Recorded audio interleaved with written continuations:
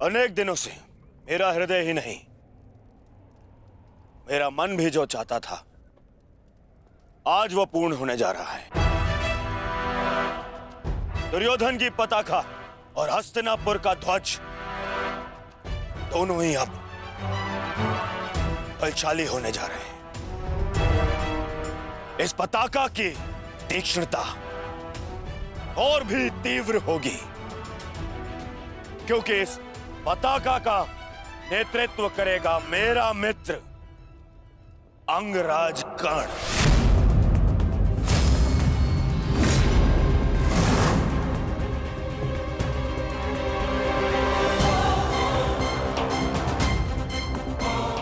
मित्र, आज से मैं निश्चिंत हो गया। मुझे पूर्ण विश्वास है कि तुम्हारे नेतृत्व में इस युद्ध में विजय हमारी ही होगी। आज से हमारी सेना के सेनापति हो तुम।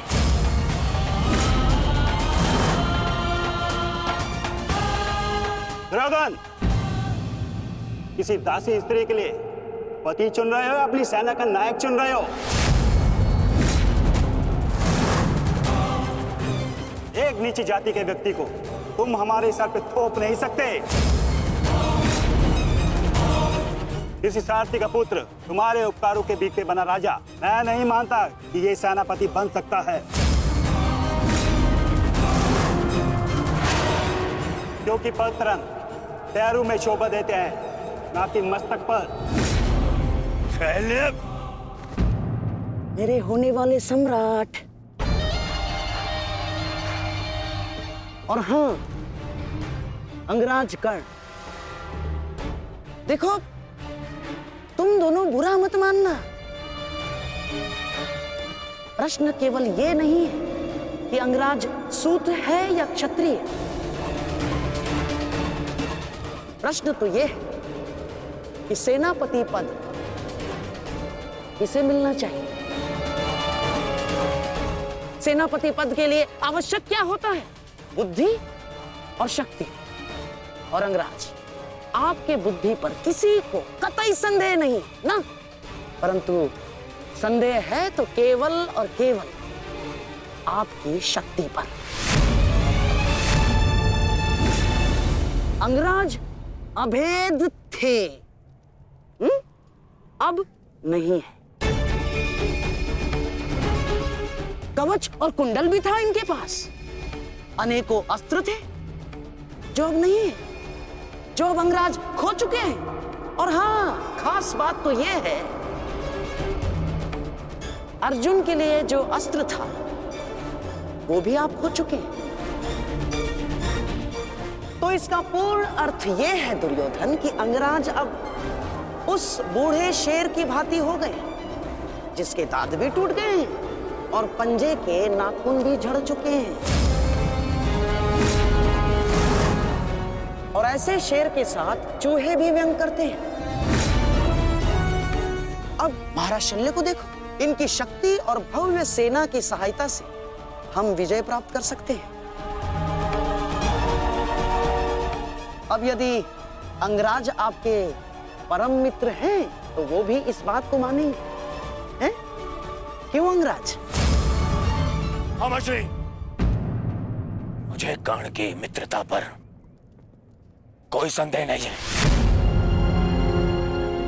जिसने अपना सबसे महत्वपूर्ण शस्त्र मेरी सुरक्षा के लिए उपयोग कर लिया, और ना ही उसके शौर्य पर। संदेह तो मुझे शैल्य पर है, क्योंकि कायरों के भांति रण छोड़कर भागना सबसे पहले इन्हें आता है। एक नहीं, दो बार अवसर मिला इन्हें, पर इन्होंने क्या किया? रण छोड़कर भाग गए, एक ऐसे चूहे की तरह जो केवल शेर की दहाड़ सुनकर ही भाग जाता है, भाग जाता है।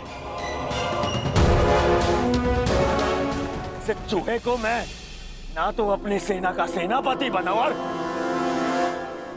ना ही अपनी दासियों का पति। मूर्ख हो मूर्ख, तुम दोनों मूर्ख हो। एक मूर्खों का सम्राट और एक मूर्खों का सेनापति। तुम दोनों मूर्खों को लगता है पांडवों पे विजय पाओगे? बस मद्रराज,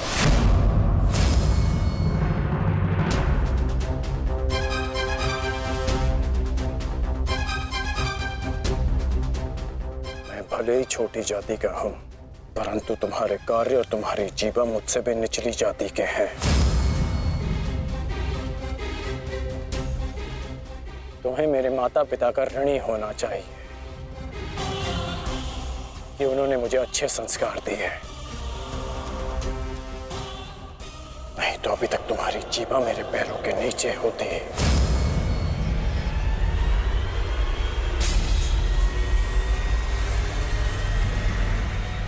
अब एक और शब्द अपनी जीभा से निकाला तो मैं अपने सारे संस्कार भूल जाऊंगा और ये भी भूल जाऊंगा कि हम दोनों एक ही पक्ष में हैं।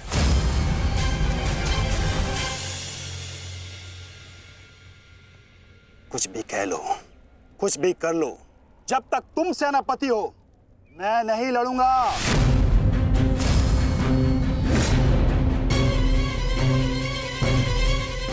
कायर, फिर पीठ दिखाकर भाग रहा है। भूल गया अपने वचन, अपने प्राण कि भेज दूं तुम्हारे राज्य में यह संदेश कि उनका राजा न केवल भगोड़ा है और अपने वचन भी नहीं निभाता।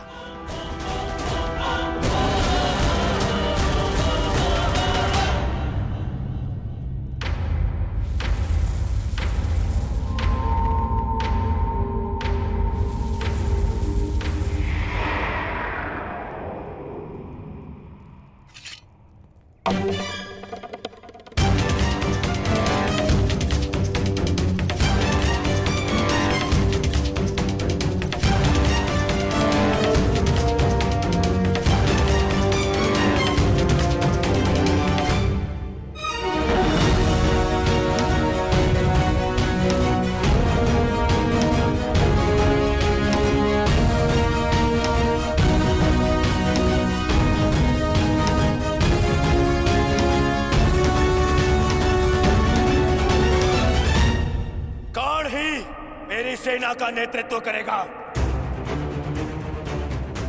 उन पांडवों ने केवल छल से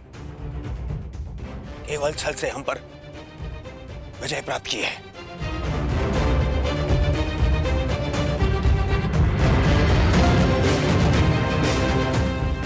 कर्ण मेरा कवच है,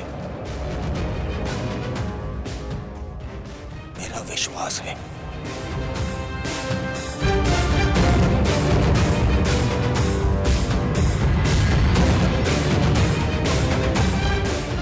और कल मेरे विश्वास की विजय होगी,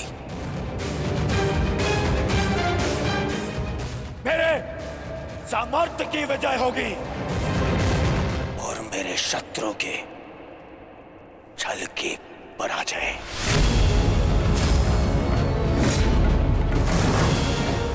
अंगराज कर्ण की, अंगराज कर्ण की, सर सेनापति की, सर सेनापति की।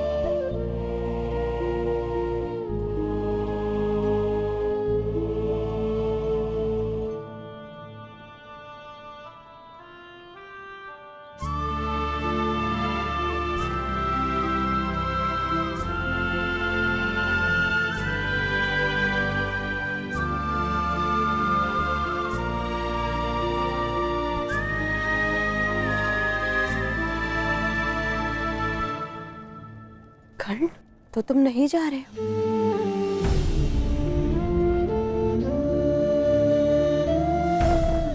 कर्तव्य का बंधन अपनों के बंधन से बड़ा होता है वृषाली। मेरे परिवार के लिए मैं अनेकों परिवारों का विश्वास नहीं तोड़ सकता। सेनापति का कार्य एक पति के कार्य से बड़ा होता है।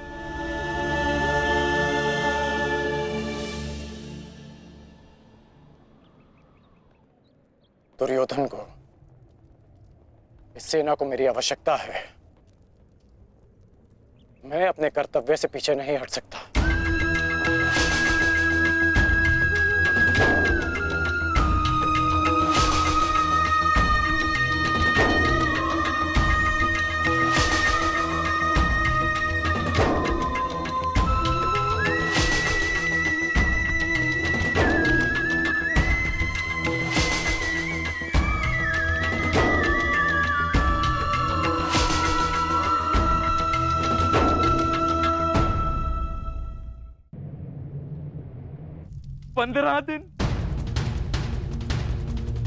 मात्र 15 दिन पूर्ण हुए हैं इस युद्ध के संजय, और इन 15 दिनों में मैंने अपनी सारी शक्ति, सारे सहारे खो दिए हैं।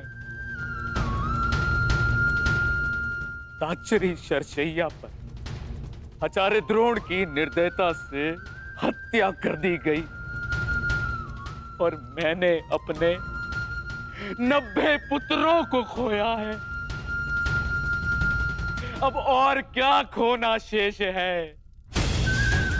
क्या मैं अपने 10 पुत्रों को भी खो दूंगा?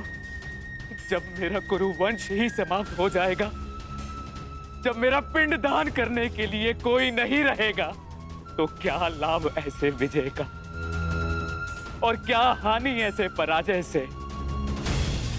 ये कैसा अकाल आया है संजय, जिसने मेरे कुरुवंश के वृक्ष की सारी शाखाओं को सुखाकर रख दिया। किस काम की? इस प्रकार से अपनी आशा को मत खोइए महाराज। युद्ध अभी शेष है, और अंगराज कर्ण ने आज ही सेनापति का पद संभाला है महाराज। वो अपने वचन को अवश्य ही पूर्ण करेंगे, और जब तक अंगराज कर्ण जीवित है महाराज, तब तक कुरुवंश के वृक्ष को कोई नहीं सुखा सकता महाराज। बस अब कर्ण में ही मुझे वो आशा की किरण नजर आती है। गांधारी, गांधारी कहाँ है? वो जा चुकी है महाराज। जा चुकी, परंतु कहाँ? उन्हें सूचना मिली है कि निकट के गांव में महर्षि वेदव्यास प्रवास कर रहे हैं महाराज, और वो शीघ्र ही कुरुक्षेत्र में जाने वाले हैं। और महारानी को आशा है इस महाविनाश को रोकने के लिए महर्षि वेदव्यास से मिलकर कोई बीच का मार्ग अवश्य निकालेंगे। जिस प्रकार से आपके पुत्रों के जन्म के समय महर्षि वेदव्यास ने विशेष सहायता की है, उसी प्रकार से आपके पुत्रों के जीवन के रक्षण के लिए सहायता अवश्य करेंगे महाराज। मूर्खता है ये, मूर्ख है महारानी। संजय, शीघ्र ही कुछ सैनिकों को भेजो और महारानी को लौट आने को कहो। जी महाराज। भेजो।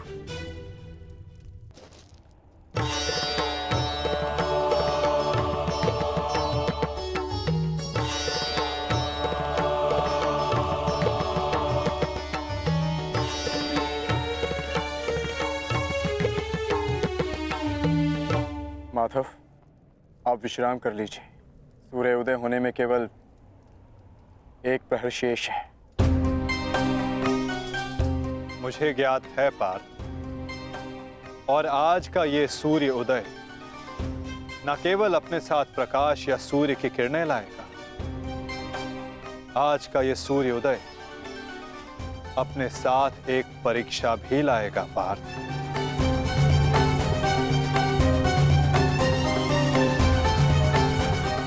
और उस परीक्षा के लिए सज्ज होना।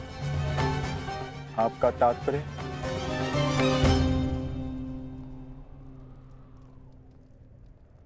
आज से व्यूह रचना का भाग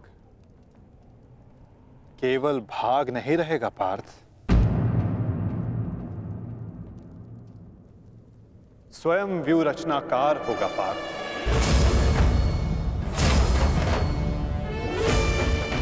केवल आक्रमण की घोषणा होने पर वो युद्ध भूमि में आगे नहीं बढ़ेगा। समस्त कौरव सेना युद्ध भूमि में आगे बढ़ेगी पार्थ। अब अंगराज कर्ण आज्ञा लेंगे नहीं, वो आज्ञा देंगे पार्थ।